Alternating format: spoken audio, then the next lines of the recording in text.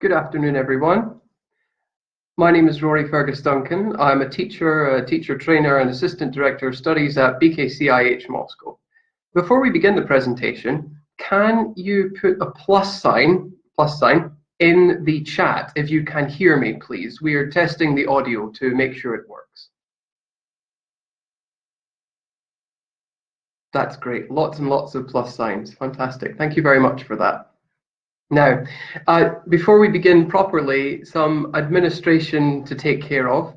Of course, you can write questions in the comments, but if you have any questions about a specific part of the presentation, and because the comment section moves very, very quickly, you might want to post them in the part that's earmarked for questions. You can find this part at the top of the presentation box. There's a part for the chat, but there's also next to it a part for questions as well. It's got a question mark on it, and you can leave your questions there. I'll try my best to follow your questions as the presentation goes. However, I might not be able to answer everyone's questions at once. If this happens, please don't worry. At the very end, there will be time for me to go through any spare questions and answer them. So please don't panic. However, with this taken care of, let's begin our presentation today. I'd like to start by finding out where everybody is from. Can you write where you're from in the chat, please? It's nice to see where the audience is living and where everyone's watching this presentation. Lots of people seem to be saying from Moscow, some people from Bryansk, fantastic, and Saratov.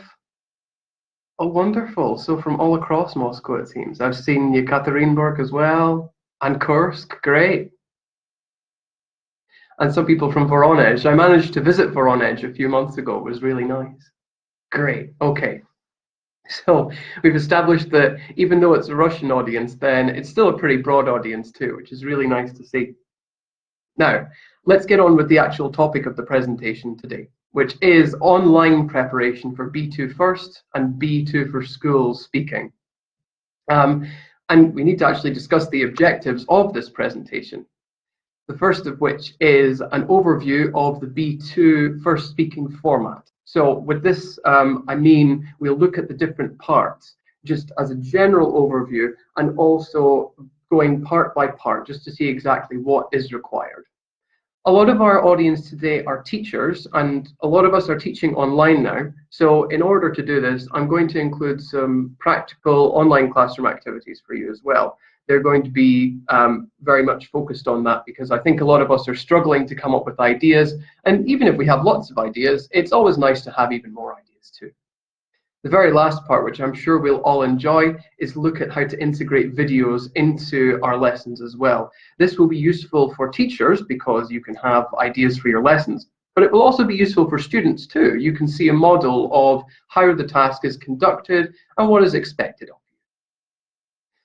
In a bit more detail about these aims, I'll be referring a lot to different conference applications and software. This is mostly for the teachers here. So when I'm talking about how to construct pair work, I'll be referring to Zoom, but you can also use these ideas for other conferencing softwares as well.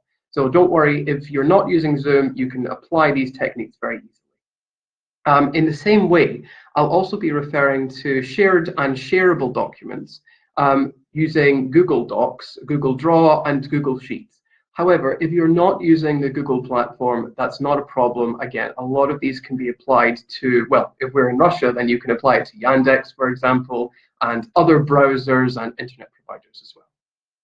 In the same way, the handbooks I'll be using today are taken from B2 FCE preparation. These are publicly available on the Cambridge Resources for Teachers website. If you're not sure where to find this, again, don't worry, because at the end of the presentation, I'll be showing you a slide that shows you where all of the materials I have today are, where they are from. The last thing is, of course, we'll be emphasizing the fact that since we're all working online, to be patient and be prepared, and we'll cover how to prepare this in advance, how to prepare these materials in advance, and how to get ourselves prepared in advance as well. Some people in the chat are saying that they're having problems hearing. If you are having hearing, then you can log out and log back in again, and that should solve the problem for you. All right.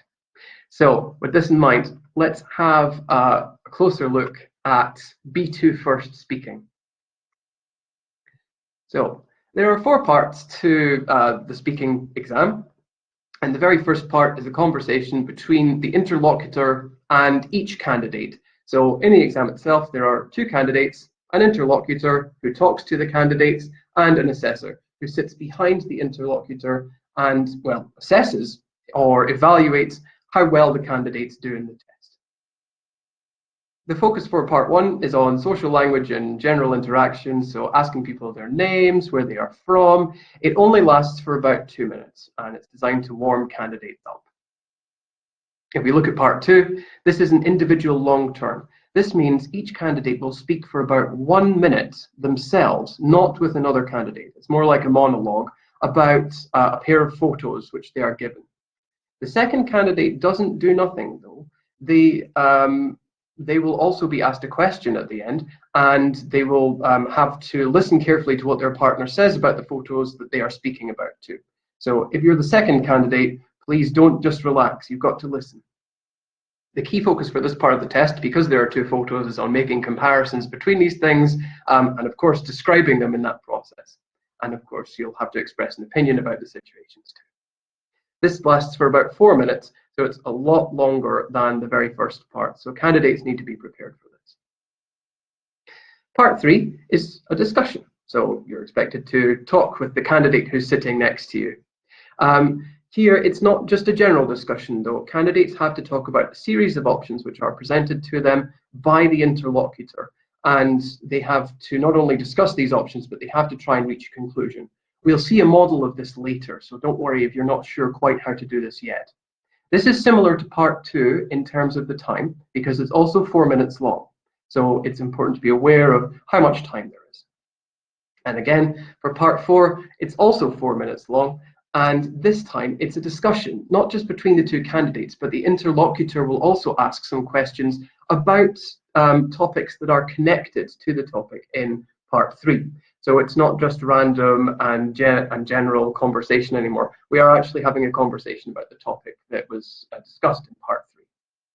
Candidates will be expected to express and justify their opinions, not just say yes or no, I think that's a good idea, but they must say why also.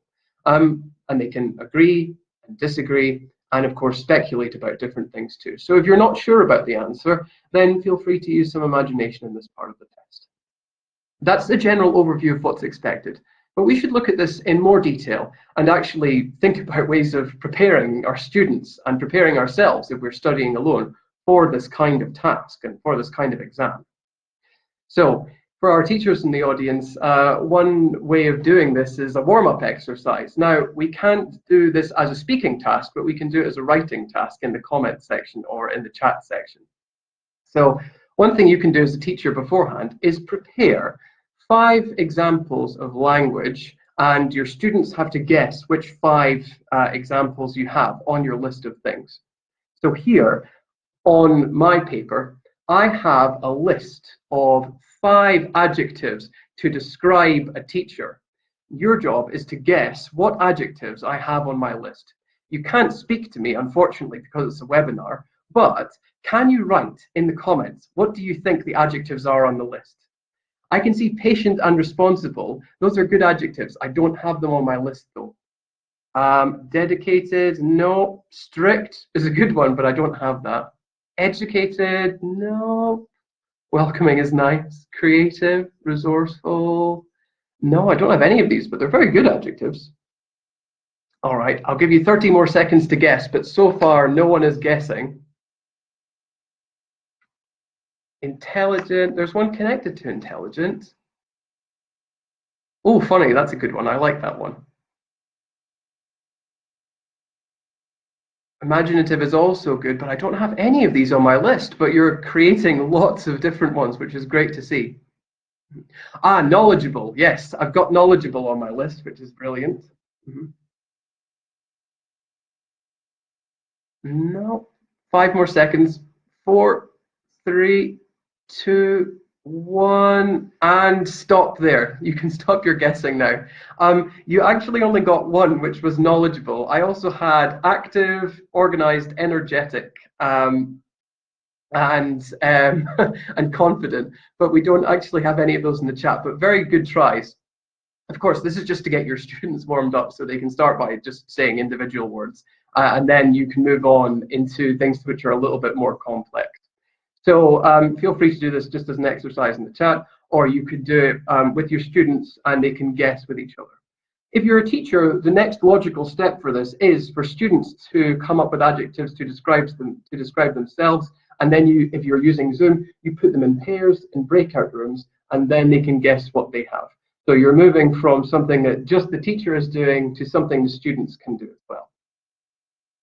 That's just for a warm-up though. We actually have to talk about part one, which is talking about general language and social interaction as well. How to get students to do this? Well, activity A is actually taken from something that teachers have been doing in real life, but we just need to transfer it to an online format. So here is a guessing game. How well do students in the class know each other? Here you can see there are 5 questions, and the place where the name would be is deleted by an X. I'll just show you that on the presentation. So where the X should be is where the name of the student should be. What you can do as a teacher is, if you look below, all I did was take this task, which was printed out, and I transferred it to a Google Doc before. Every student would have their own individual Google Doc, and you tell the students who their partner is beforehand, then put them in, if you're using Zoom, individual breakout rooms to prepare beforehand, and they can write their own answers in the space here. I personalized mine by writing in red. Other students can do the same just to make it a little bit more engaging for them. Once that's done, you then bring everyone back together. If you're using Zoom, then you can reassign the breakout rooms so that now students are working with their partners and they can take turns guessing. This is good for a warm-up activity, but it's also good for familiarizing them with producing the content that they're required to for this particular task. Here you can see it's talking about plans for the weekend, what they would like to do in the future, and what they like listening to. So these are the kinds of things that students will be asked about in this part of the test. If you want more information about what students could possibly be asked here, I would refer you to the handbooks for the different exams here. They have a small example of the different questions there too. But that's just a light exercise that can be done. If you're not very confident with using Google Docs and maybe you want to develop your students' listening skills a bit more, you could just dictate these questions to the students and they can listen and write them down and prepare this way. So if you're, like I say, this activity is very flexible and you don't have to be a techno wizard to be able to do this, don't worry. Another activity is a role play. Now, this is useful for familiarizing students with the format of the actual exam itself. So in this particular role play, there will be 3 people. There will be a student playing the role of the interlocutor, and there will be 2 candidates as well, so 3 people working together. You need to give them time to prepare in advance though. So what I did here was I created a Google Doc with different questions taken from the handbook, and the job of the interlocutor is to ask the questions, which are on a script underneath the grid, just in case they can't remember, although I did add some prompts here at the side to help. And then the job of the interlocutor is to ask the questions and collect the answers that the students who are serving as the candidates in this example give. The reason why I've chosen to have a grid instead of just giving the script to the student is so that the student who is the interlocutor does not just ask questions from a script. That's not very engaging for them. It's a little bit boring, to be honest. So here it gives them something to do as well, and there's a concrete purpose for listening. Someone has asked the question, do you use Google Docs for working with individual students? Is it a feasible solution? Yes, absolutely. Google Docs should be used in any format in this case, or they can be used in any format. I always think they should be used because it's always easy for me to set up the same tasks repeatedly. One note about this is you'll notice that different boxes are blanked out. Here, the reason for that is because the candidates are never asked the same question. So it will be one question to one candidate and then a different question to another candidate. This serves the purpose of familiarizing the students with what is going to happen to them in the exam. They need to be prepared for that. They can't just listen to what their partner says and then copy what their partner says. It doesn't work that way. We've got to try a little bit harder here. So another advantage to this is, from the teacher's perspective, if you're using Zoom or other video conferencing software, it's really difficult to monitor what students are doing.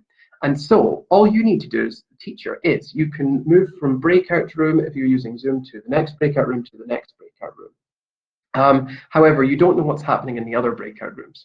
So here, you can have all of these little tabs open on your browser, and you can see what's happening while you're focusing on other students as well. This will help you understand where you need to be to help students out with language that they require for the task, or to collect information about their mistakes. It's also useful for classroom management because, of course, if you can see that one group is not completing their table, then maybe they're not doing the task, maybe they're talking about something else, and you need to check and make sure that they're doing the task. Another note about Google Documents is, if you're using Google Documents, other platforms will have a similar option.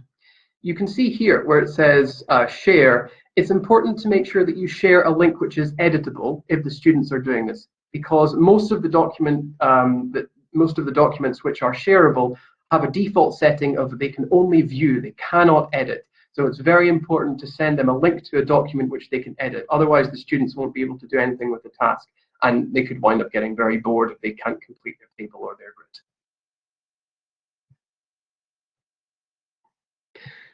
Another task to familiarize students with the exam format and the language which is expected of them is to show them a video of the actual task itself in action. So here we have just a very simple task, because again, I think we can use all sorts of complicated ideas, but in this case, I think it's better to keep things very simple, because as a teacher, you've got to manage the classroom, monitor what students are doing and getting feedback, and then you have to provide the tasks themselves. That's a lot to do. So let's try and keep our tasks simple. So if we look here, this is a very simple task. The students have to watch the video and they have to answer this question. What questions or requests are made of the two students? Now, I've given you a small clue here. There are 8 to look for. So what we can do is, this is a simple task for students to see the format. However, if you have students who are a little bit more advanced, or needing some ideas for language they can use to give their answers, then you could set them a different task. What answers do the students give to the questions or requests? Here, though, we're just going to focus on task number 1, which is what questions or requests are made of the two students. I'm going to play a video to you now of an example of this actual part 1 of the speaking test. Your job is listen carefully, watch the video just for part 1. And can you write down what requests are made of the two students and what questions are asked of them? All right. If you're not, if you don't have the time to write this down, then you can take a screen capture and then you can use that to refer to. So I'll give you a few moments to do this. In the meantime, I'll answer some questions in the questions section. Someone asked, what, in your opinion, what's the advantage of using Google Docs compared with using the Zoom whiteboard?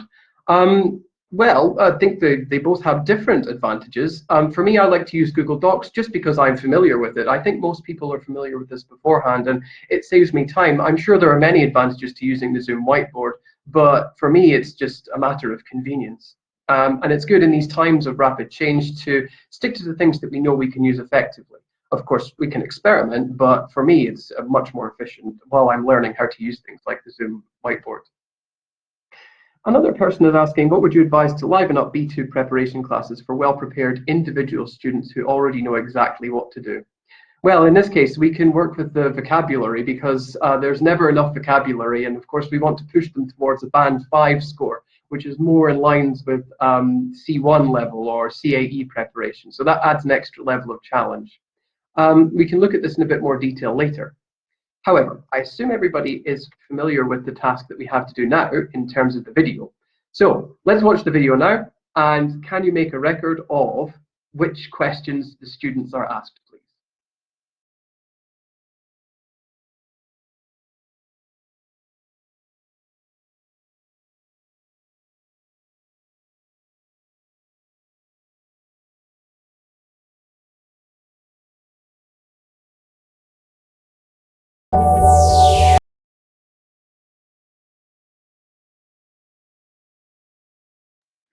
before we begin the video, can you hear the video when it's playing? Can you put a plus sign in the chat just to make sure we can hear it?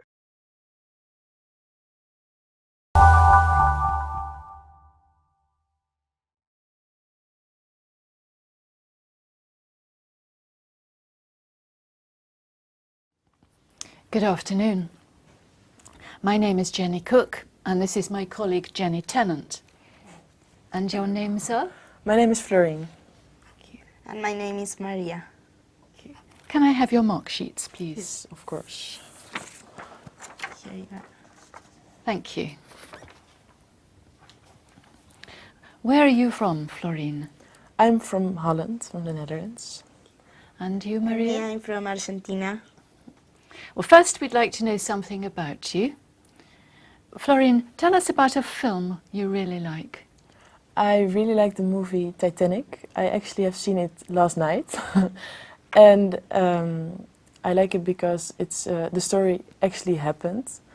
And I like the love relationship between the two main characters. Maria, are you going to do anything special this weekend? Yes, this weekend I'm going with my best friends to the cinema to see a comedy film. And Florine, how much television do you watch in a week? Actually, quite a lot. My mom doesn't always really like it. But I watch kind of different things. I watch the regular news and also just like the lazy entertainment programs. And also I watch a lot of movies. So yeah, quite a lot actually. Maria, do you ever listen to the radio? Not often, but some Sundays I switch on the radio to listen music. Thank you. In this part of the test,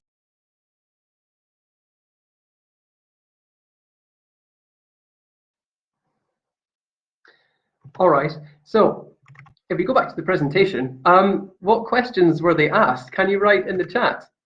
I noticed that some of you were writing them beforehand.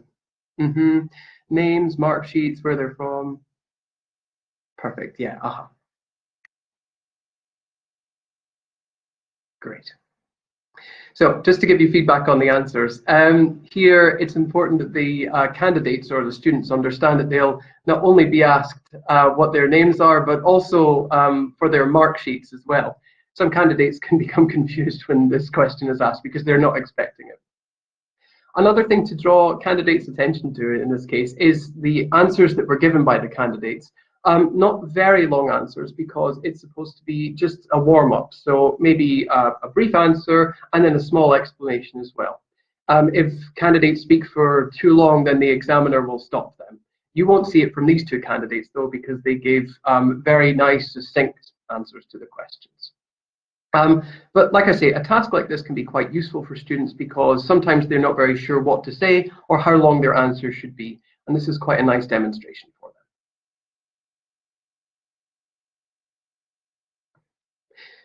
There is part two, however, and in this case, what can be useful in terms of promoting engagement among students, particularly younger students, is to play a board game. Now, I'm going to give a brief overview of how to play this board game. If you're not sure exactly what the procedure is, don't worry. In the sources at the end of the presentation, there's a link to the website where I found this board game, and you will understand it more thoroughly and you'll have more time to read the instructions. So please don't worry if you miss anything I say.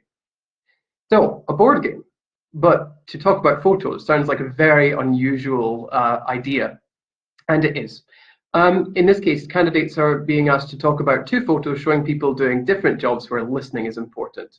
So you can see the two jobs there. Could you write in the comments, what do you think the jobs are, just to see what people's understandings of these different photos are?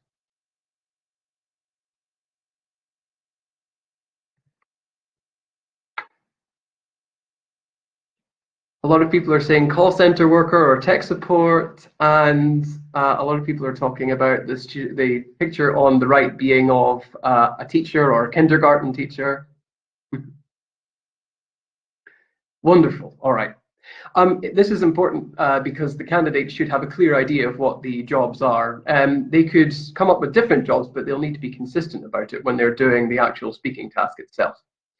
Now, one thing that candidates struggle with when they are doing this kind of task is describing the pictures is absolutely fine, but we're not just describing the pictures. We have to compare them also and offer opinions about them.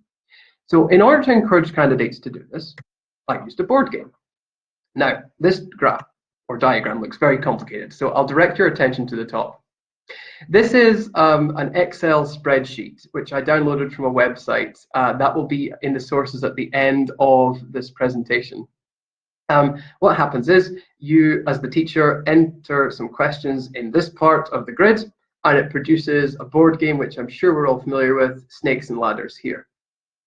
Once this is done, you convert the board to a PDF format, and then you have to copy and paste this, not into Google Docs. It must be Google Draw for this particular example. The reason why is, if you look here, you can see different shapes. These shapes are the counters, which represent the students as they move across the board. You can find different ways to do this. If the students don't have dice, then there are websites which are random dice generators online. And so the students have to answer different questions which are on different parts of the board here. If you want to encourage a little bit more interaction in your class, instead of the students answering the questions, you can ask them to ask the questions to their partners, for example. And that should help make things a little bit more interactive and a little bit more entertaining. On the subject of making things more entertaining, let's try and answer one of these questions. So, if you can, could you write in the comments? One of the questions is, which job is better paid? So we'll go back to the two pictures here. Which job do you think is better paid, and why?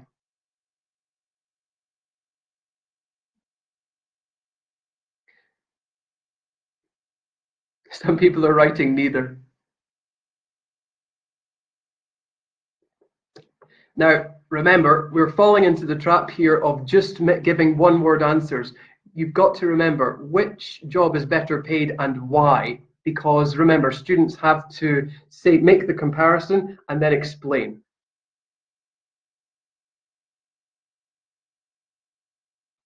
Good. Some people are asking. We've got a good comment here. A teacher is better paid because the job is more important for society. I think I would agree. I think most of the people in the chat would agree as well. Good. Some people are talking about the call center worker should be better paid because they serve businesses. Possible. Great. Wonderful. Now, I should say, a common problem that comes up with this kind of board game is that a lot of the students I've used this with have been teenagers, and maybe they're not very focused. So what they do is, instead of talking about the jobs in the pictures, they talk about jobs in general. It will be important to monitor them and remind them they should speak about the jobs in the pictures. To solve this problem, I put the pictures next to the board here, along with the task, just as a friendly reminder of what they should be doing. Now, the board game itself is quite fun. A lot of teenagers find it quite engaging, even adult students. The one thing that is important as a teacher, or from the teacher's perspective, is to make sure that when you're setting up the game and everything, that you go from breakout room to breakout room if you're using Zoom, and collect information on what students are saying. So when the game is finished, you can open another Google document with a list of examples of good language and a list of examples of language which we need to improve to build up our score in the actual test itself. So the game is not just for fun, and it's not just for practicing the language, it's also for getting feedback on the language as well.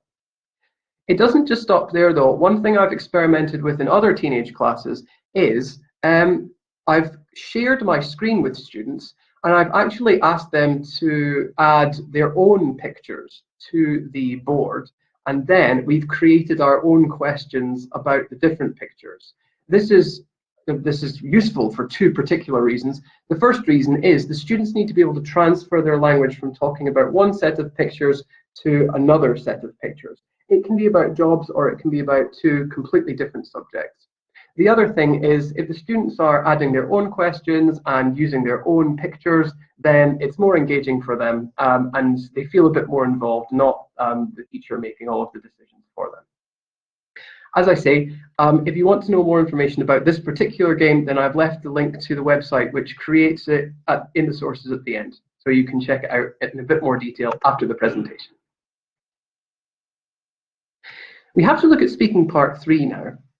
And in speaking part 3, the students are expected to discuss a variety of options which are presented to them with the situation here. Here, I've used a Google Doc and I've copied and pasted not only the task, but the description of the task from the interlocutor script. The reason for this is the students are not provided with a great deal of information about it, and they needed a bit more support in this case. Why use a Google Doc though? Why not Google Draw? For this task, I asked my students to create a dialogue about the task here. And I highlighted language which was useful in light blue, and I highlighted language which needs to be corrected or needs to be improved here. So the students create a dialogue and they get a chance to think about what useful phrases they can use beforehand. This helps them prepare for the task in the class itself, but it also gives the teacher an opportunity to see how good the student's language is and to show the students what they're producing that they can take from this particular task and apply it in the exam itself. The same idea as the snakes and ladders game can be applied here. It doesn't have to be this particular task. The students can create their own one, and then they can copy and paste the phrases into a new Google document for use later as well. And it's a good opportunity not just to take advantage of the language the students themselves produce, but from a teacher's perspective, you can also take examples of good language from the videos, for example, and you can transfer those, or you can highlight those to the student. You could copy and paste them into the Google Doc, and the students have to create a dialogue around these different phrases. This is, again, useful for integrating the language into what they're already doing, and it's a bit more challenging for them.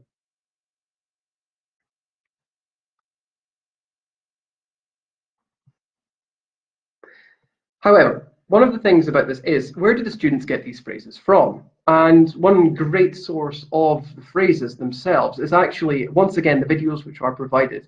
We're using a lot of Cambridge videos here, and the Cambridge videos are extremely useful for not just showing the format of the exam, but also highlighting useful language too.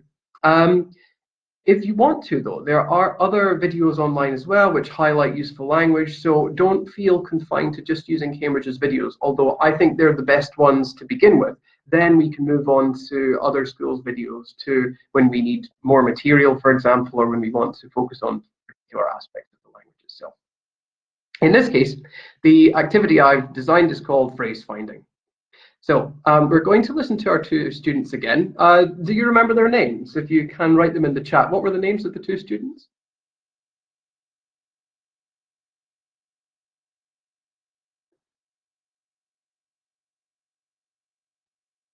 Great. A lot of people are saying Maria's name. I don't know why Maria is more memorable than Florine, but wonderful. We remember who they are. So we're going to listen to Maria and Florine. Now, for part 3 in particular, there are these particular skills which are assessed. Exchanging ideas, justifying opinions, speculating and suggesting. For the purposes of this task, just to make our lives a little bit easier, we're going to focus on exchanging ideas, comparing, and reaching a decision and negotiating. Our job is to listen to these, we're going to listen to the exchange the two students have and complete the phrases they use. In order to do this, I've designed a task for you, which I'm going to share with you now. The task itself is in a Google document, which I'm going to put into the chat. When you see this Google document, can you open it in your browser? You cannot edit the Google document, so you'll need to download the Google document, or if you can't do that, you can screen capture it or print screen and use this for reference as you're watching the video. So again, try to download it. Don't try to edit it because that's not possible. But if you can't do that, then again, try to capture this image and you can use it for reference when we do the task. So in the comment section, I've provided the link to the activity, if you can. Once you've downloaded it, can you put that in the comments, please, just so I know we're not having any technical difficulties?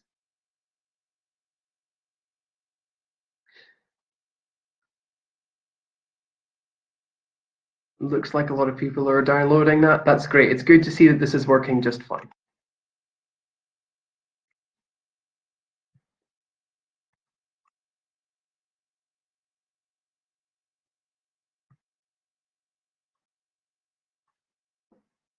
Great. I'll wait one more minute for people to download everything and get it prepared and set up. What you will see is there are the phrases there, but some of the words are missing. So what we need to do is listen very carefully and complete the phrases that the candidates use. And in the meantime, I will prepare the video for us to use.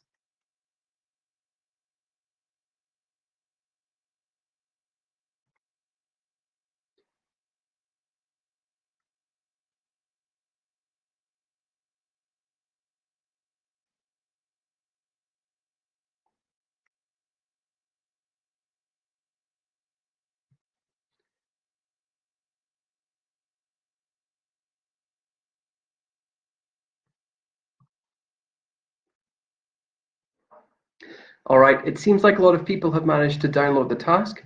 So what I will do is I'm going to play the video just to test the audio. Can you write in again in the chat? Can you hear the audio from the video? Now, I'd like you to talk about something together for about 2 minutes. I'd like you to... Great, it seems like everyone can hear. So let's listen to our two candidates and see if we can complete the phrases that they use. One thing to mention, don't write the answers in the comments. You can just write them yourselves on your own document. What we'll do is we'll give you the answers at the end so that everybody gets a chance to be suitably challenged. I'd like you to imagine that a town wants more tourists to visit. Here are some ideas they're thinking about and a question for you to discuss. First, you have some time to look at the task.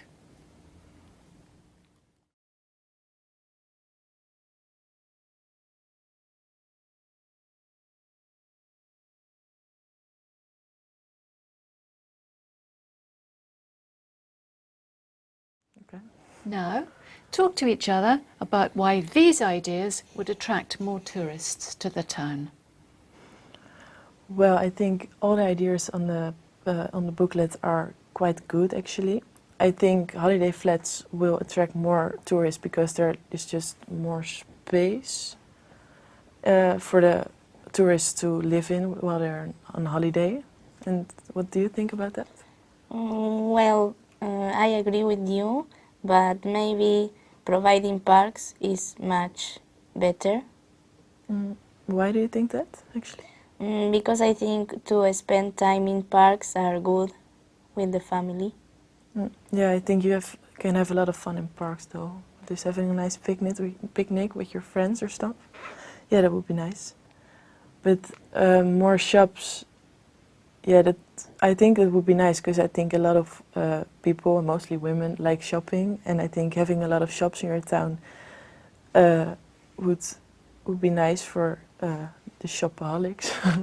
Yes, or I don't know, maybe the tourists like to spend more time in parks than go shopping, no? Maybe. If you're kind of a nature person, if you like nature a lot, then parks are probably much better than a lot of shops. Yes. Putting up security cameras, yeah, I think that's a really good idea because then the town is safe and tourists will feel safe. Yes, with the cameras are good idea because the people are more safe than without cameras Yeah. of the people that want to steal. Yeah. No, I don't think building a large nightclub is really a good idea to attract tourists. I don't know. It depends the age of the tourist, no? Yeah, that definitely, but I don't think No. it will attract a lot of tourists because of one club. I think Yes. it's a combination of several things that attract tourists. Thank you. Now you have about a minute to decide which idea would be best for the town. Okay.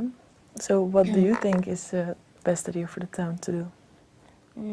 I think building holiday flats, maybe. Yes. Why do you think that? Because all the tourists like to have flats to stay. Yeah, but maybe the parks are just are a better idea to provide because they're really nice to just have a walk in and enjoy the nature with your friends and family. Yes. So if you like providing parks, I think it's a good idea. Yeah, I do think that's a good idea.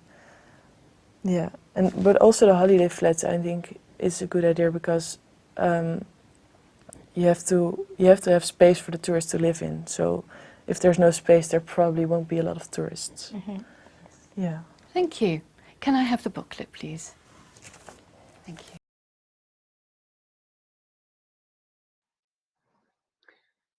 All right, so if we go back to the presentation, we should actually try and get some answers to these first. So hopefully everybody had a chance to complete the different grids, or at least take some notes about the different kinds of language use.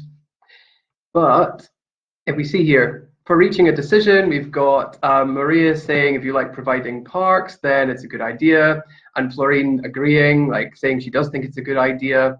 This is for reaching a decision. So you can see the other answers here. Once you've brought these to your students' attention, then, or maybe they have brought them, it's been brought to their attention already by this video, then you can encourage them to use these when they're creating their own dialogues, or when they're practicing after using the dialogues as well. If your students, or if you as a student are not feeling quite confident enough to include these in your dialogue, then the teacher could copy and paste them into the dialogue in advance, and you can try experimenting with different ways of integrating them into the dialogues themselves. However, it's important to point out that the dialogues are part of a process. Ideally, as time goes by and as the exam gets closer and closer in time, we should be relying on the dialogues less and less and less until it's no dialogue, and we should actually just have the task in front of us. Moving on to speaking part 4, another language involves checklists and useful language. Now, in this case, we're going to draw attention to some of the phrases that Maria and Florine have in their task, in their part 4 discussion. So, some people are asking for the answers. Again, the answers will be provided in the presentation later, don't worry. Or actually, they already have been provided, so you can find them out later once the presentation is over. So another way of drawing students' attention to useful phrases and useful language is to actually present them with a checklist, and then they can listen to the dialogue between the two students and the interlocutor and tick off the language which is used as they go. For example, in this case, I have a language, I have a list of the language which is used by Florine and a list of language which is used by Maria here. Now, I've made it slightly more challenging though. Not everything on this list for Florine or Maria is accurate. Some of the phrases they don't use at all, or I've changed one of the words here. So it will be the job of us in this next task to listen carefully to the discussion that Florine and Maria have and see exactly what they say. In order to do this though, it would be helpful to have the checklist. So you could screen capture the presentation now on your phone, or I'm going to share another Google Doc with you, and you're welcome to download the checklists for yourselves. So if you look in the comments, I've shared this list with you, and you can use this to download. It's the same idea, just to check there are no technical difficulties. Can you just put a tick or a plus sign in the chat, and that will help us know that everything is okay.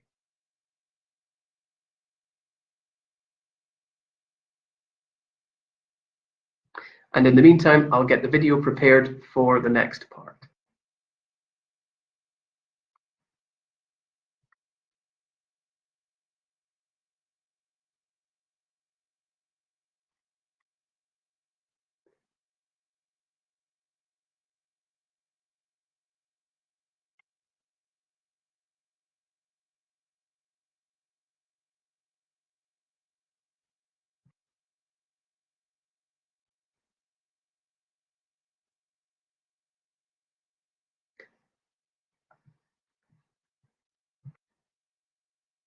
I Great, it looks like a lot of people are having a very easy time downloading this. I'll just post the link again so that no one loses it.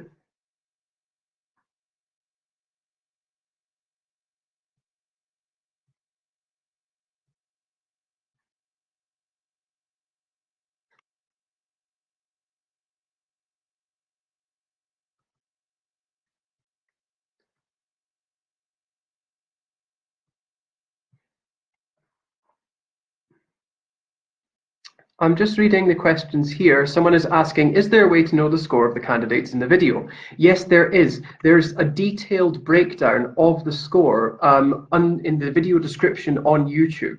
I will share the link to the video in the sources section at the end of the presentation. So you can go to YouTube, download the examiner's comments, and then you can see the different scores they get and the different comments for each section. So that should be quite helpful for anyone who wants to know about the performances of the candidates themselves.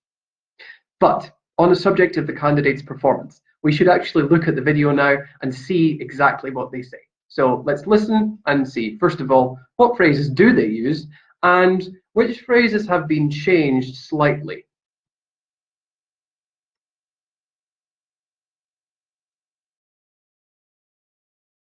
I don't think you have to spend a lot of money because I think you can also you can also have a good holiday when you're with just your friends or people you like to spend time with. And I don't think that should be in a nice fancy hotel or something where you have to spend a lot of money. Just you have to be with people you like and enjoy being with. What do you think, Maria? Well, it depends which place you want to go. Because maybe if you want to go to an island, I think you are going to spend a lot of money than if you go to a campsite with friends. Maria, some people say we travel too much these days and shouldn't go on so many holidays. What do you think? Yes, I think nowadays, a lot of people travel more than few years ago, because I think the world is increasing, so the people likes to travel. Do you agree, Florine? I think we travel a lot these days, but I think that's also because everybody has got a lot more money to spend. So I think they spend it on traveling because they want to see a lot of the world. So. Florine, do you think people have enough time for holidays these days? No, I don't think so. I think if you're in school, like I am, you've got a lot of long breaks, especially the summer break is a long break. But I think when you're done with school and you have to start your professional life, then there isn't a lot of time for holidays. So, yeah. And you, Maria? Yes, I agree with Florine, but some people works not a lot, so maybe can take more holidays than other people. Why do you think people like to go away on holiday? Well, I think because they would like to see a lot of different parts of the world, so they can just like develop their knowledge of it. Yes, and it's a good idea to spend time doing this traveling around the world. Yeah, I think it's a good idea as well. What do you think is the biggest advantage of living in a place where there are a lot of tourists?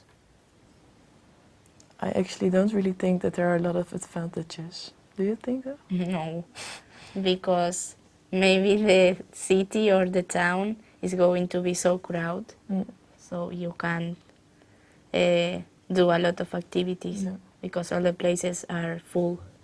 Yeah, I think it's mostly the only big advantage is that you get a lot of money from the tourists, so it's good for the local economy. The but economy. yeah, I don't think for the city itself it's a big advantage. You have a lot of foreign people. So, yeah. And what can people do to have a good holiday in Holland? I think they should go to Amsterdam because it's the main city of the Netherlands, and I think they can spend a lot of time in the nature that we have got, mostly in the north of the Netherlands. It's pretty. It's very pretty, and I think most cities are pretty nice to visit because everyone is really nice. And they're willing to help you if you need something. And in Argentina? Well, in Argentina, if you like to do some nature activities, you can go to the Iguazu Falls. And then in the south, you can do sports in the snow, such as skiing, snowboard, or walking with friends. Thank you. That is the end of the test. Okay. Thank you very much.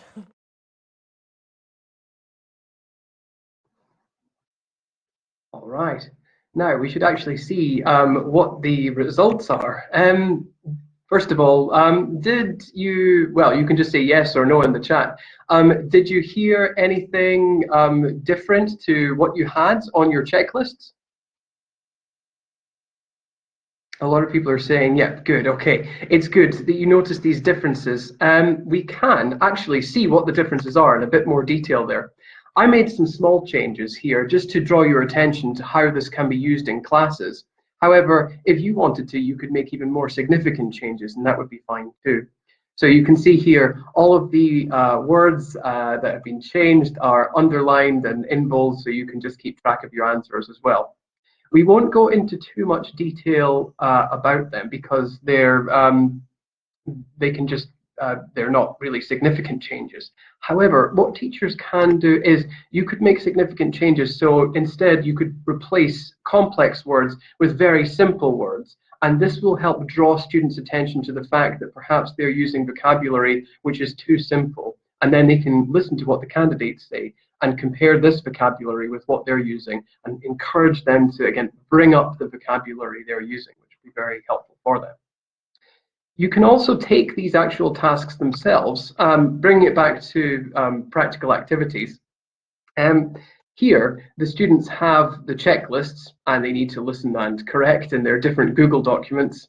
But after that, what can be done is students can be given role cards. And here, students are required to have their discussion, but they have to read the different roles that they're in and act accordingly to them. This is quite useful, not just for integrating vocabulary, but for building in a little bit of variety to what the students are doing. So they're not just constantly saying the same answers again and again and again. They try it in different contexts.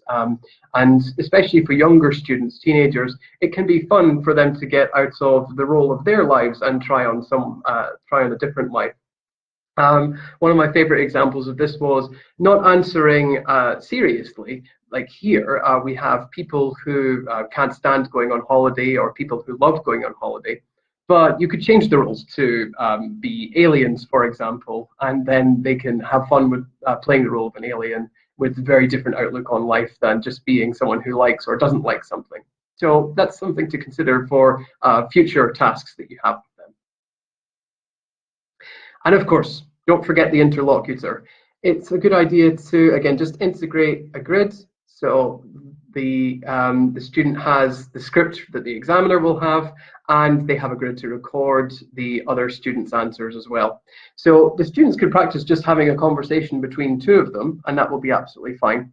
But it helps familiarize them with the format again if another student is with them using something very similar. And it's remarkably easy to set something like this up. It doesn't have to be on Google Docs. It can be another kind of platform that does exactly the same thing. I did anticipate a few problems and solutions with this approach, although I tried to keep it as simple as possible. As mentioned in previous presentations, I think the idea of monitoring students in particular will be quite difficult for teachers, especially with large classes. So in this case, what I suggested was, of course, you can see, having the different tabs and different documents open on your computer, you can see which students are completing the different grids and which students aren't, and that should help us find out which students need help or which students need to be reminded to stay on the task. Another thing that can be done is adding in your smartphone to one of the breakout rooms if you're using Zoom. So while you're in one breakout room monitoring another pair, then your smartphone can be in another breakout room with the volume set very low, and you just change the two things between different breakout rooms so that you're keeping track of the students. And that way they know that you're always kind of supervising them exactly as you would in a classroom. So it just prevents them from getting distracted, or if they need to ask for help, then they can do so using this option as well. The second thing was motivation. I already touched on it briefly for all of the tasks. Personalization, as with the snakes and ladders task, where students can choose their own pictures, for example, or students create their own board game with their own questions, or their own role cards, for example. In this way, it keeps things fresh and the students are more involved. The same is true in terms of creativity, especially when we're dealing with younger students. I think that's quite important. And of course, don't forget to take regular breaks from looking at exam tasks, like we did at the very beginning when we had that task of 5 examples and just guessing what people have. It's a nice break from the routine, and students can have a little bit of fun. It's a bit more competitive. That's not so much a break from the screen, though. If you want to take a break from the screen, then you can ask your students to do something like, you could ask them to find something in their room and talk about it for 1 minute instead. And again, preparation time was something that came up in previous presentations. Teachers are often worried that it might take a little bit of a long time to prepare for these particular tasks. But in actual fact, it's really just a case of extracting the questions from the handbooks in this case, or if you're using a course book, then using that, and putting them into a grid on Google Docs. And all that's required is a little bit of copying and pasting. So you just need to take one task and then copy and paste the grid to different Google documents, and your class is prepared. So I think that really is a comfort for a lot of teachers who might be teaching a lot of hours, or who don't feel so confident about getting prepared for all these different classes. However, those are just my anticipated problems and solutions. If you have any questions, you're welcome to post them in the questions box right now. Please don't post them in the chat because it's possible to miss them. Someone is asking where they can find the recording. If you mean the recording of this session, it should be going up on Cambridge Assessment Russia's YouTube page. But if you're talking about the recording of the video, then I'll share the sources in the sources at the end of the presentation, actually after the questions. And in fact, just while we're doing that, so you can see here, you can find the handbooks, resources for teachers here. The video is available at this URL too, and the Snakes and Ladders game is available at this website, eflsummerschool.wordpress.com. It was extremely helpful, and of course we owe some thanks to Google for letting us use their docs as well. This free resource is absolutely fantastic. I hope you'll agree. Some people in the question box are asking, does it make a difference if one candidate is leading in the speaking activity? Yes, it does, and where people are encouraged to try and have a balance between the two candidates. This is why dialogue preparation is actually so useful, because you give both students a chance to speak in equal amounts. So having a dialogue task actually helps with this. If you notice that one of your students is dominating the other students, that's quite helpful. Another Question is, do examiners appreciate humor? Well, I think that I don't think they would be laughing out loud at any of the humorous answers that candidates give. However, as long as the language is being used flexibly and at the level that is expected of them, then that's quite useful for them.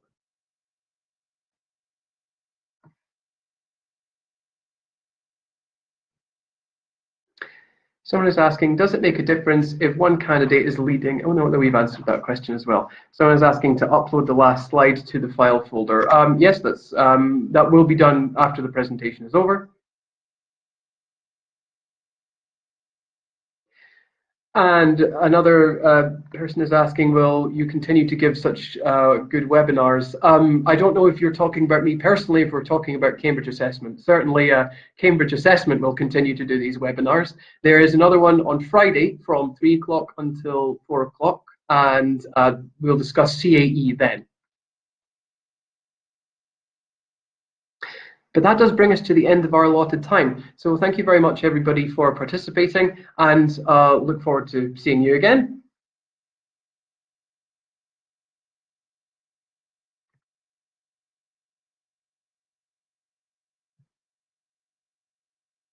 Oh, sorry, before I leave, there are some additional questions that have been posted above.